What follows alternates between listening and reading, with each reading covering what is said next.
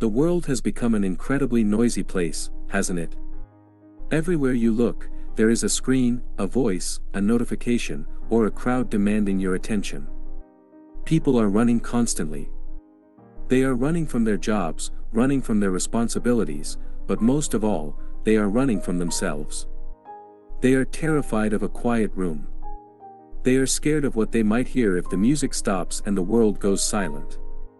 But I want to tell you something that the modern world has forgotten: solitude is not a prison. It is a throne. It is the place where kings are made, not in the halls of applause, but in the silence of their own minds. I remember a time, many years ago, when I found myself lost in the middle of a great storm. Not a storm of rain and wind, but a storm of life. I had lost everything I thought defined me. My business, my status, and the people I thought were my friends.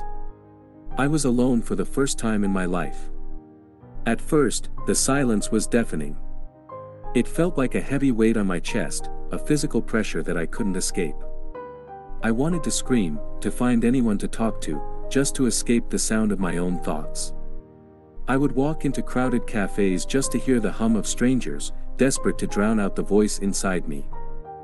But as the days turned into weeks, something strange began to happen. The weight started to lift. The static noise in my head began to clear, like a fog burning off a lake at sunrise. In that deep, undisturbed silence, I met someone I hadn't spoken to in decades. I met myself. Not the version of me that wanted to impress my neighbors, not the version that sought the approval of a boss, but the raw, honest man underneath it all.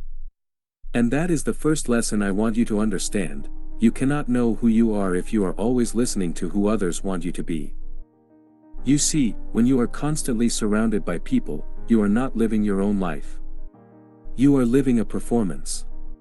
You are an actor on a stage, playing a role designed by society. You wear a mask for your coworkers, a mask for your friends, and sometimes even a mask for your own family. But when you are truly alone, the masks have no purpose. They fall off. There is no one to impress. There is no one to judge you. There is only the truth. And that is exactly why most people fear solitude. Because the truth is often painful. It shows you your weaknesses, your hidden fears, and the regrets you've buried under years of busy work. But listen closely to what I am about to tell you: you cannot fix what you are afraid to look at. A wound that is never cleaned will never heal. Solitude is the surgery of the soul.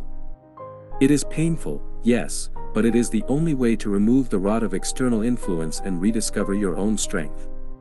Most men today are like leaves in the wind, blown in whatever direction the latest trend or the loudest voice dictates. They have no roots because they never spend enough time in the silence to grow them. Great men throughout history, the philosophers, the warriors, the creators, they all understood the absolute necessity of being alone. They didn't seek solitude because they hated people or because they were antisocial. They sought it because they loved wisdom more than they loved noise. Think of the great thinkers of the past. They would retreat to the mountains, the deserts, or the quiet corners of a library for years. They knew that you cannot sharpen a blade in the middle of a crowded marketplace. You need the quiet of the forge. You need the heat, the focus, and the isolation to turn raw iron into a masterpiece. Your mind is the same way. If you never spend time alone, your mind remains dull, shaped by the common opinions of the masses rather than the strength of your own conviction. Think about the elite, the ones who truly lead this world and leave a mark on history. Do you see them constantly shouting for attention on social media? Do you see them desperate for the approval of strangers? No. They are quiet. They move in the shadows. They understand that real power is grown in private and only exercised in public. While the world is busy talking about nothing, the wise man is sitting in his study, planning his next decade. He is building his character while others are building their digital facades. I want you to look at your life right now. How much of your day is spent reacting to others? How much of your thoughts are actually yours? If you spend 4 hours a day scrolling through the lives of others, you are essentially letting strangers live in your head rent-free. You are feeding your mind the scraps of other people's filtered realities. Solitude is the act of reclaiming your mental real estate. It is the act of saying, "This space belongs to me, and I will choose what enters it." It is a declaration of independence from the collective madness of the modern age. I want you to try something, and it won't be easy. I want you to turn off your phone. Not just on silent, but completely off. I want you to sit in a chair, perhaps by a window or a small fire, and just be. Do not read a book. Do not listen to a podcast. Just exist with your thoughts for 1 full hour. You will feel an itch.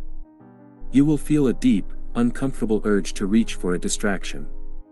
That itch is your addiction to the noise. It is the symptom of a mind that has lost the ability to be still. Fight it. Sit through the boredom. Sit through the anxiety. On the other side of that discomfort is a level of peace you have never known.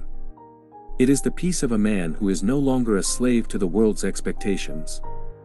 In that silence, you will start to hear the things that actually matter.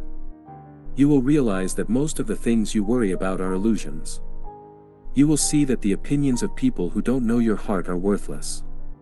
You will begin to develop a sarsalmaz Zion, an unshakable mind. Because once you have faced yourself in the dark and the quiet, there is nothing a stranger can say to you that will break your spirit. Solitude also teaches you the most valuable skill a man can have, self-reliance. When there is no one else to lean on, you find out how strong your own legs are. You learn to trust your own judgment. You learn that your happiness does not depend on a like, a comment, or a pat on the back. It depends on the man you see in the mirror when the lights go out. A man who is comfortable being alone is a dangerous man to the system. Why? Because he cannot be bought with attention. He cannot be controlled by the fear of being cast out. He is already content in his own company. Now, don't mistake my words for an invitation to become a hermit. This is not about hating humanity. You can still love people. You can still have deep, meaningful friendships. In fact, solitude will make your relationships better. Why? Because when you don't need people to fill a void in your soul, you can truly choose to be with them. You stop being a parasite looking for social validation and start being a man who brings his own light to the table. You become a person of substance. Your home should be a sanctuary, a fortress of silence, not just a place where you charge your phone and sleep. Fill your life with the kind of vintage wisdom that has survived for centuries. Read the words of men who died long ago but whose thoughts are still more alive than anything on the news today. The noise of today will be forgotten by next week, but the lessons of the silence are eternal. They are the bedrock of character. As I sit here tonight, watching the flames dance in this fireplace, I am profoundly grateful for every moment of solitude I have ever been forced into. At the time, I thought they were my lowest points. Now, I realize they were my highest. They gave me my character. They gave me my strength. They gave me the clarity to speak to you now with a voice that is truly my own.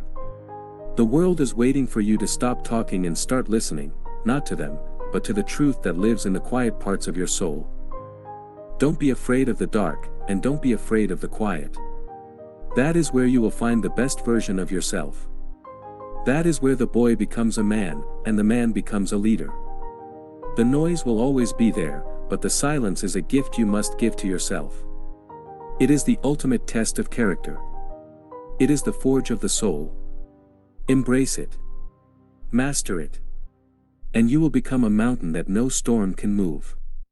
Stay wise, my friend. Until we meet again in the quiet. Stay strong. Stay silent. Think of the great oak tree. It doesn't grow in the middle of a field by shouting at the grass. It grows slowly, silently, deep into the earth, while everything else around it withers and dies. It stands alone, yet it is the strongest thing in the forest. Be like that oak. Grow your roots in the solitude of your own discipline. Let your branches reach for the sky, but keep your strength hidden in the trunk of your character.